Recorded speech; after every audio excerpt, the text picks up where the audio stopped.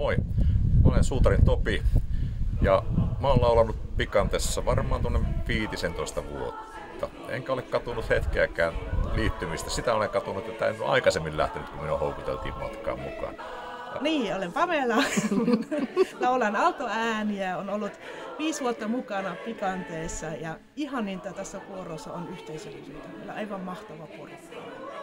Hei vaan, minä olen Kristiina ja minä laulan Pikantessa sopranoa. Mä oon laulanut Pikantessa yli 10 vuotta ja ehdottomasti parasta Pikantessa on hauska tunnelma, iloiset ihmiset. Mä oon Jukka, kohta 50 V, Pikantessa vähän yli 10 V.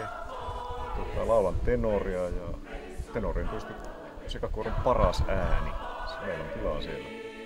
Moi, mä oon Sanna ja mä laulan sopranoa ja mä oon ollut Pikantessa 5,5 vuotta nyt ja on parasta Pikantessa nämä ihmiset, ystävät. Ja ohjelmistosta mitä tehdään, monipuolista ohjelmistoa, ihan niin kuin laidasta laitaan, vanhaa musiikkia, uutta musiikkia, kevyttä, klassista, kaiken näköistä. Meillä on kauhean paljon kivoja tapahtumia myöskin sitten tämän harjoitushomman ulkopuolella, että meillä on tosi kiva yhteisö.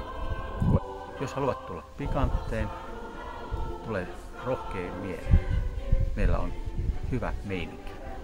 Sellainen tuleva pikanttilainen, sinun tarvitsee tulla mukaan iloisin mielin, ennakkoluulottomasti.